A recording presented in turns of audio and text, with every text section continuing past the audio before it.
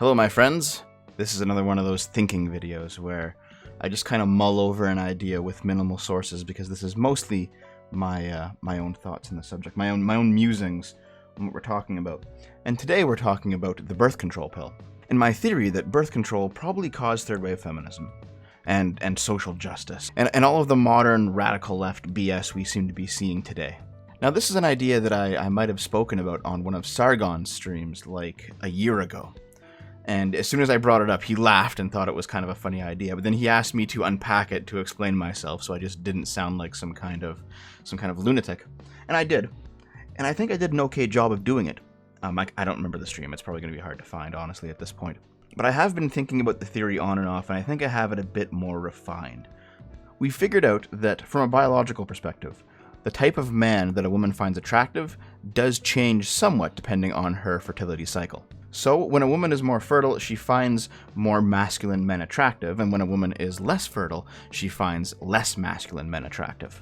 There was even a study done, I hope I can find it and splice it into the video, where women judged their attractiveness to various men based only on the width of the jaw. So it was like a picture where you only saw how wide the man's jaw was. And the jaw width they preferred actually changed depending on what time of the month it was. Now, there's going to be a lot of red pill types out there who talk about how this is an obvious example of why all women are cheaters, and it is in their biological nature to be inherently unfaithful, and how they're always going to look for the alpha male to have sex with while she's fertile, and then try to find a beta male to actually raise the kids. And maybe there's some biological truth to that, but I'm more inclined to believe that shitty women who cheat will use that as a justification. And shitty men who cheat will use a very similar justification. You know, the whole sowing your wild oats stuff. Regardless of the biology, we're still intelligent, rational creatures. We're still in control of what we choose to do, and we still have a responsibility to those choices that we make. But from what I understand, the birth control pill basically freezes a woman's fertility cycle in that period where she's not fertile. So therefore, she always finds the beta male attractive. And in fact, there's been multiple cases where a woman who was consistently on birth control for many years starts dating a guy, and after she decides to go off birth control so that they can have children or whatever, she no longer finds him attractive. She says he's not manly enough, he's not virile enough. Is it pronounced virile? I don't know. But this sort of thing happens often. I'm not saying it happens to all women, I'm not even saying that it happens reliably, but it happens reliably enough that statisticians and sociologists and stuff have taken notice. So on the one hand, you could take a purely biological deterministic approach to this and believe that more beta males are reproducing, therefore the children that they're creating are also more beta than they would have been. Maybe that's the case. But there's also the fact that the pill has given women control of when and how many kids they have. Rather than having 8 or 10 throughout their 20s, they're having 1 or 2 when they're 30 or 35 or 38. And yeah, there's obvious problems with that. You know, the rates of deformity and various diseases and disorders, you know, they all go up when you have a pregnancy in your 30s instead of your 20s. I think we all know that at this point. But even if the children are healthy, you've also kind of put all your eggs in one basket. You know, if you have 8 kids throughout your 20s, you're not really raising them anymore. They're raising each other. You don't have enough energy to raise all of them all the time. You do what you can, and then you rely on the older kids to help out the younger kids. I'm not saying it's necessarily fair to those older kids. In fact, it's probably quite unfair, but that is what necessity requires. But genetically, you haven't put all your eggs in one basket. And the cold hard truth of it is, some of those kids could die and the family unit would still be intact. I'm not saying it wouldn't ruin you. It obviously would. No one wants to see their kids dead. But it's not the same as having one child and having that child die. At that point, the family's gone. The future lineage no longer exists. But if you have 8 kids and one of them dies, that's a terrible tragedy. But the other 7 will, you know, more or less grow up and have their own kids, and in a few generations, things will be roughly back to normal. It sounds harsh, and maybe it is harsh. The world's a harsh place. I'm not saying that I don't have feelings for these mothers who have lost children, but when you only have a few kids at the end of your reliably fertile period, you have really put all your eggs in one basket. There's some advantages to that. You know, you can devote more resources to them. Maybe with your 8 kids, some kids are going hungry more than they should.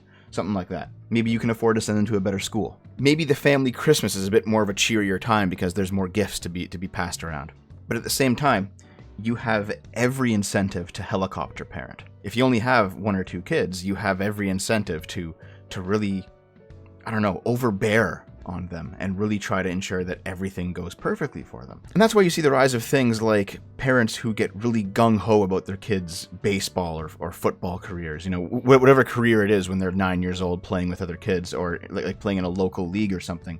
They get really into it. Well, because they can kind of afford to do that. They have the resources to do that, and they have the mindset to do that.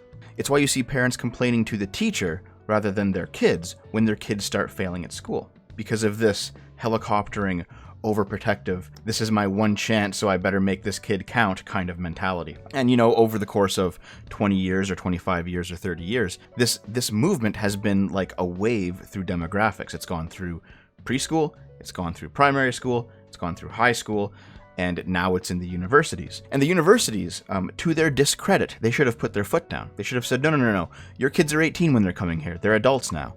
You no longer get to helicopter parent them. You no longer get to baby them.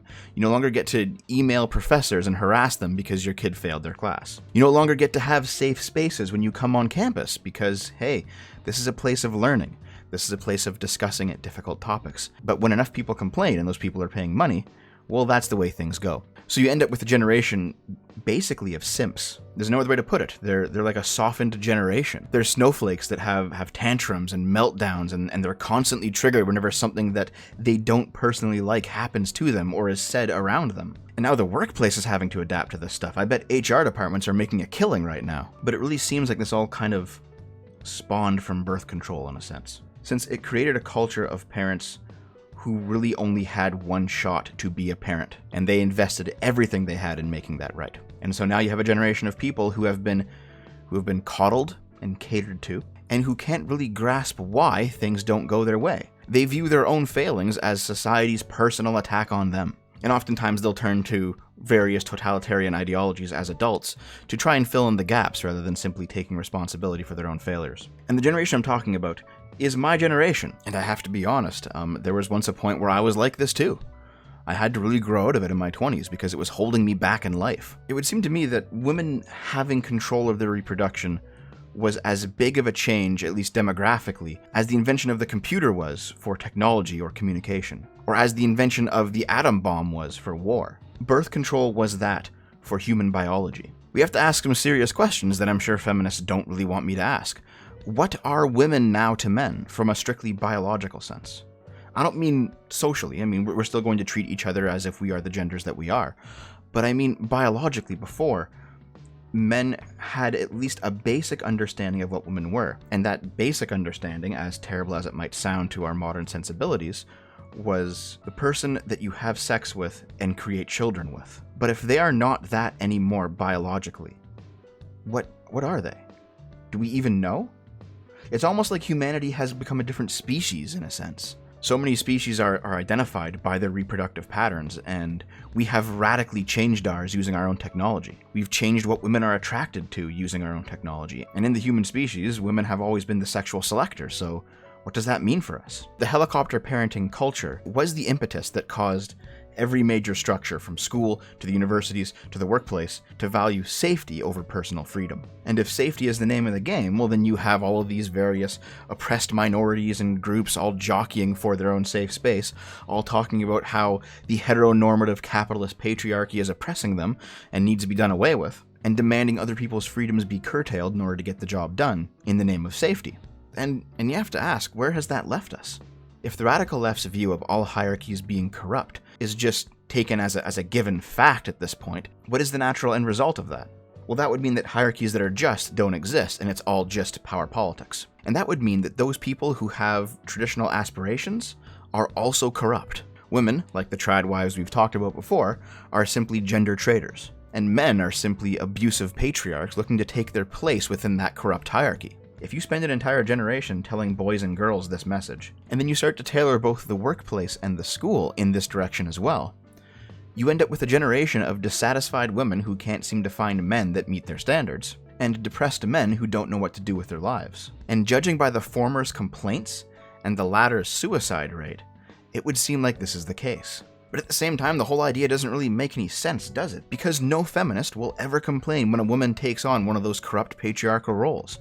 You see a woman CEO, or you see a woman superhero like Captain Marvel or something, acting the way that Superman would. It seems to be completely fine for a woman to take on this corrupt role and become a patriarch herself. It's good for her to do it, but men can't do it. It's an inherently contradictory philosophy, and I would say that it's because the philosophy itself is not really meant to be understood, it's only meant to destroy things. At the same time, the left is correct on some level about hierarchies, in ways that the right wing generally can't accept. Conservatives like hierarchies, and they don't really seem to understand just how corrupt hierarchies can get if you're not keeping a proper eye out. Sometimes the corruption the SJWs complain about actually does exist, but their solution of destroying the hierarchy itself doesn't help anyone, it in fact makes the situation worse. People are, on some level, built to take their place in a non-corrupt hierarchy because it ultimately isn't about being in a hierarchy of stacked up people, like a corporate hierarchy or something. It's more about the hierarchy of the individual. What you value for your life, what you aim at, what you aspire to be. And if you take away that hierarchy, you can no longer rank order what you prefer and what you don't prefer. When you destroy the hierarchy, you destroy aspiration itself. And without that, there's no possibility of self-improvement. If there's no way to judge what possible future you is the better one, how could you possibly move into the future? These same people, the radical feminists, the social justice warriors, they often overlap with the Marxists who talk about the dreaded 1%. And let's be honest here, the 1% is somebody who makes more than $32,000 a year. I think that's the number. Because most people in the world live in abject poverty. And if you make more than $32,000 a year, you are making more money than 99% of people in the world. That seems to be the proper cutoff line for the dreaded 1%. So why is it that all of these people who can afford to go to these universities, these sociology professors, these gender studies professors and whatever else, all people who are making way more money than that, usually, unless you're going to school on a loan, and if you're going to school on a loan for gender studies, maybe you should rethink your life. But all of these people are already in the 1%. All of these bougie socialists and communists, they actually just hate people who are rich. They don't care about poor people at all. They just want to take out their jealousy on those who have been more successful than they are. There's a joke that actually floats around academic circles. At least it did back when I was in school. Maybe the HR department has snuffed it out. If you quadruple the pay of a university teacher, all of this multiculti indoctrination will disappear. Because what you have right now are a bunch of people in academia who are just hyper intelligent, but really have nothing going for them with the exception of their intelligence. And so they are just pissed that people who are working out in like the more capitalist spaces of society make more money than them. You might say that I've gone off topic from the whole birth control thing. Maybe I have a little bit, but I definitely think they're connected. I think what's happened is that we haven't properly adapted to the invention of the birth control. We haven't changed our viewpoints and even in some senses our culture to properly deal with what birth control means. Basically, we've been using old rules for a fundamentally new game. And the end result of that has filtered down through everything, into academia, into the media, into the workplace. And this drive towards equality and safety and away from personal freedom and liberty has come about basically because we have become so successful that we can afford to be soft in that manner, at least in the short term. I think if this stuff doesn't stop, it will destroy our society eventually. But in the short term, we can afford to be a little bit of a softened generation because we're no longer dealing with the same problems that we were dealing with 100 years ago. Coronavirus seems to be a pretty big deal, but I highly doubt it's going to turn into like the next Black Death. It's very unlikely we're going to actually see a World War III. Despite whatever's been going on with the climate, the possibility of a serious famine seems to be rather low right now. It almost seems like our own ingenuity has solved so many problems that now the stuff that we're collectively complaining about is not being comfortable enough, or being too offended on the internet, or somebody coming to university and saying something that you don't like. Human beings are, in a sense, pack animals. We need a load to lift if we're going to feel any kind of meaning in our lives. And since a lot of the larger problems have been solved, maybe all we have left to do are complain about small problems. Problems that frankly shouldn't even be complained about due to the whole freedom and liberty thing. And I really do think that part of that cultural shift came about because of the impact of the birth control pill. What it did to reproduction, and then what our reproduction did to the society in which we live.